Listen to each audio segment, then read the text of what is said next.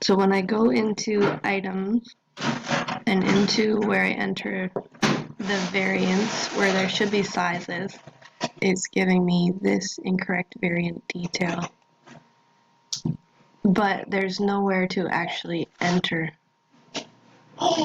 where the size should be.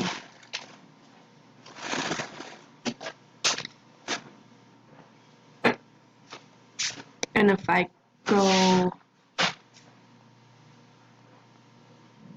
into here and just create a variant, it gives me the same error.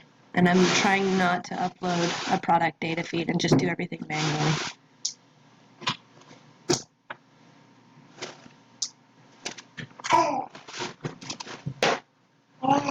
So yeah, if you could please help me to get rid of this error.